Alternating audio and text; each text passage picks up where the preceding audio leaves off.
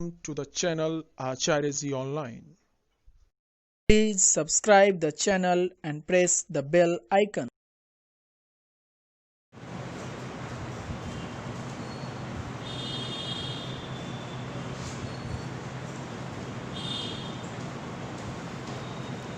सुप्रभातम भैया बहन।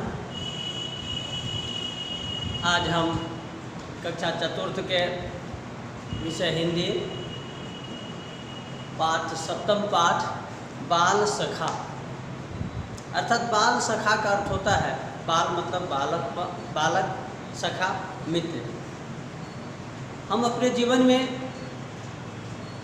जब अपने पैरों पर चलना सीखते हैं बचपन में, तो हमें किसी की सहयोगी की आवश्यकता होती है। उसमें हम अपने समाज में जाकर के अपने बच्चों के साथ खेलते हैं। उसी में जो मेरा सबसे हृदय में बैठ जाता है वह मेरा सखा, वह मेरा मित्र कहलाता है। इसी को हम बोलते हैं सखा। और वो बाल काल से ही हमारे जीवन में एक मार्गदर्शक के रूप में काम करता है।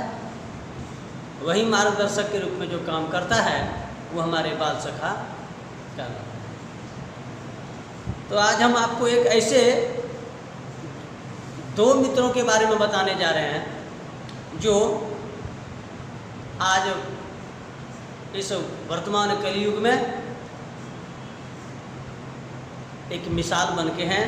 यह बात है द्वापर युग की, कृष्ण और सुदामा, जो दोनों सांदीपन मुनि के आश्रम में रह करके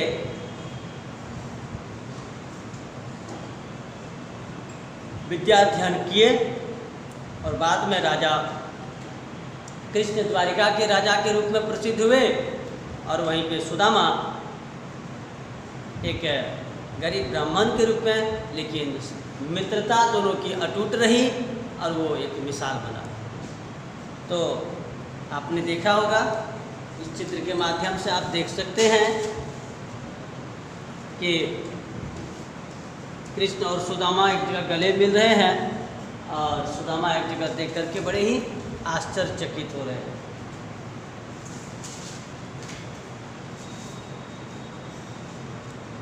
तो आते हैं पाठ पर। कहते हैं कृष्ण और सुदामा दोनों सहपाठी थे, दोनों बाल सखा थे, दोनों सांदीपन ऋषि के आश्रम में रहकर पढ़ते थे। दोनों एक साथ पास के जंगल में जाकर लकड़ियाँ लाते थे, फल लाते थे, आश्रम को स्वच्छ रखते थे और गुरु सांदीपन दोनों को बड़े स्नेह से देखते थे और बड़े प्रसन्न रहते थे। दोनों की सेवा से संतुष्ट थे गुरु जी। दोनों गुरु को देखकर भी बड़े गदगद रहते थे। आश्रम में दोनों को स्नेह की बात होती थी। गुरु जी दूसरे विद्यार्थियों को बताते थे कि सखाओं का प्रेम कृष्ण सुदामा जैसा हो, अर्थात अगर मित्रता की बात हो तो कृष्ण और सुदामा जैसी हो। कृष्ण पढ़ाई में उनके समान हो, सेवा भी उन्हीं की तरह हो। सांदीपन ऋषि कहते थे कि कृष्ण धनी है, सुदामा गरीब है, परंतु दोनों में कोई भेदभाव नहीं है। जाति पाति का भी भेदभाव नहीं है, केवल आश्रम के शिष्य हैं, विद्यार्थी हैं, दोनों सखा है, इसीलिए दोनों सच्चे मानव बनेंगे। दोनों का बहुत बड़ा नाम होगा, दोनों लोग दोनों को भूल नहीं सकेंगे। दोनों की पढ़ाई पूरी हुई, गुरु की आशीष मिली, अर्थात आशीर्वाद। आशीष शब्द जो है स्त्रीलिंग है। दोनों अपने अपने घर लौटे, दिन बीतने लगे, कृष्ण देश की राजनीति को समझने लगे, दुष्ट राजाओं से युद्ध करने लगे, पांडवों के सहायक बन गए, द्वारिका के राजा बन गए और राजगृह से द्वारिका तक अपना रथ दौड़ाने लगे। सुदामा अपने गांव में बच्चों को पढ़ाते थे, पूजा पाठ कराते थे। गांव गरीब का था, गरीब लोग ज़्यादा वास करते थे। सुदामा भी गरीब थे, गरीबी ने उन्हें बड़ी कस के जकड़ लिया। दुख के दिन कटने लगे, द्वार द्वार हाथ पसारना पड़ा, अर्थात हाथ पसारना, किसी से कुछ मांगना। भीख से पेट पालने लगे। सुदामा की पत्नी दुख से घबरा गई। गरीबी के दुख से छुटकारा पाने के लिए उसकी पत्नी सोचने लगी कि हाथ पर हाथ धरकर बैठने से काम नहीं चलेगा, अर्थात निठल्ला बैठने से काम नहीं चलेगा। हाथ पैर पटकना चाहिए, अर्थात कुछ व्यवस्था करनी चाहिए। सुदामा की पत्नी को बाल सखा की याद आई। बाल सखा कृष्ण तो राजा है, उसका बहुत बड़ा नाम है, सबको प्रिय है, वे सहायता कर सकते हैं, इसलिए अपने पति को द्वारका जाने के लिए वह कहती हैं। पहले तो सुदामा तैयार नहीं हुए, बाद में जब पत्नी ने उसको बहुत समझाई तो वो मान गए। मित्र को उपहार देने के लिए कुछ मांगा तो पत्नी ने गांव से मुट्ठी भर चावल लाई और उस चावल को भून दी और वही भुने हुए चावल की पोटली बांध दी और सुदामा कृष्ण के लिए वह पोटली लेकर के कृष्ण से मिलने चल दिए। द्वारका के राजभवन के द्वार पर आ गए। द्वारपाल ने रोका।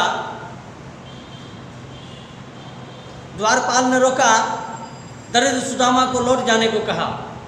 अभी गीत भी सुने होंगे आप लोग, गीत के माध्यम से, अरे द्वारपालो कन्हैया से कह दो कि मिलने सखा अब बदनसीब आ गया है। गाना चला है, आप लोग भी कैसेट के माध्यम से सुने होंगे। तो बिल्कुल वो इसकी ऐसी दीन दशा को देख करके द्वारपाल इसको घुमा देता है, भागो यहाँ से।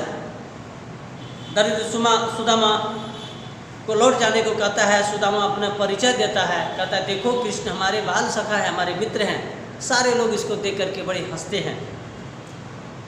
लेकिन एक द्वारपाल ने कहा ठीक है, हम भीतर संवाद जाकर के भेजते हैं। द्वारपाल ने जाके सूचना दी। जैसे ही द्वारपाल ने जाके कृष्ण को कहा कि आपके बचपन के सखा मित्र मिलने आए आपसे, कृष्ण जी दौड़ते हुए आए, द्वार पर खड़े सुदामा को हृदय से लगा लिया, सीने से लगा लिया, अपने साथ भीतर ले गए, चांदी के आसन पर बिठाकर उनके चरणों को धोया और कुशल मंगल भी पूछा।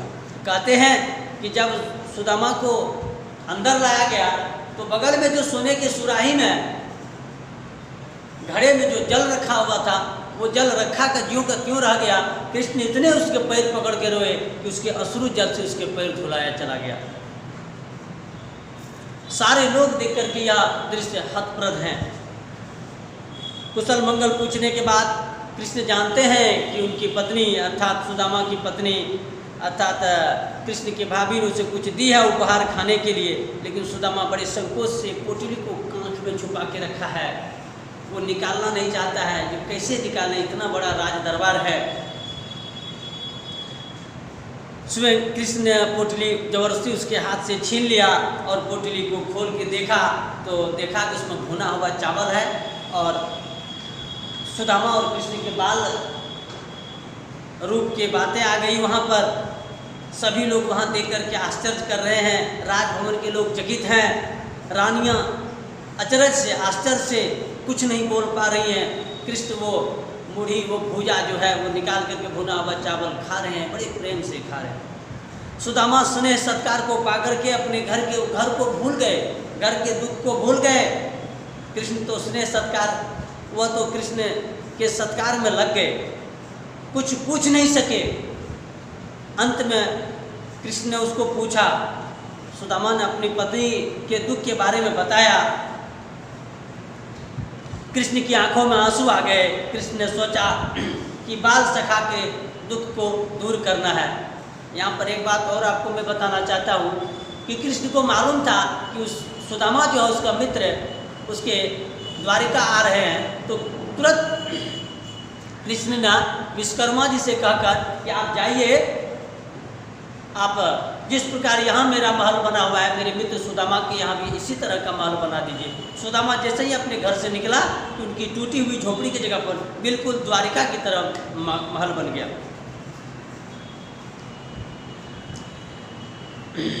तो कृष्ण ने सोच लिया था कि बाल सखा के दुख को दूर करना है, पर सुदामा को वो कुछ सीधा देना नहीं चाहते थे। सुदामा पैदल ही घर लौट गए। सुदामा सोचे जो मैं कहाँ आ गया, क्या हो गया पता नहीं। कृष्ण के आदेश पर सुदामा के गांव के समान उनके भी कर्मचारी वहां पहुंच सके थे। नया घर बन चुका था, खेती के लिए धरती मिल चुकी थी, गांव का रूप बदल चुका था। सुदामा थके मादे पहुँचे, सोच रहे थे कि पत्नी को क्या जवाब दूंगा। घर पहुंचकर देखा तो उनको विश्वास नहीं हुआ कि यह हमारा ही घर है। यह बाल सखा ने मुझ पर इतनी बड़ी कृपा की है कि मेरा इतना सुंदर और इतना बढ़िया घर बन चुका है।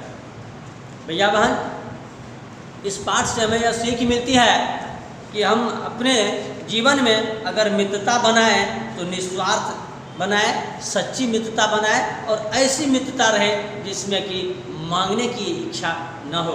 बिल्कुल उसके उदाहरण सुदामा और कृष्ण ने इसमें दिया है। आप लोगों से निवेदन है, आग्रह है कि अभ्यास प्रश्नोत्तर इसमें जो है प्रश्न संख्या 1 और 2 इन दोनों प्रश्नों को आपको हल करना है, बनाना है। यही आपको हम गृह कार्य भी दे रहे हैं।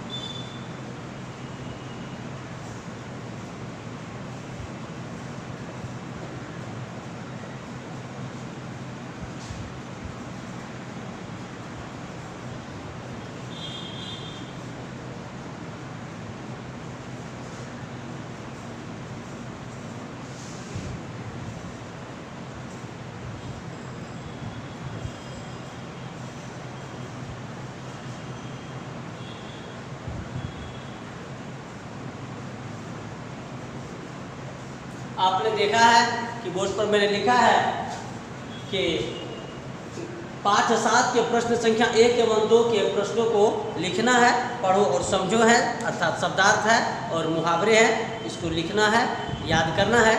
आज के लिए बस इतना ही। धन्यवाद।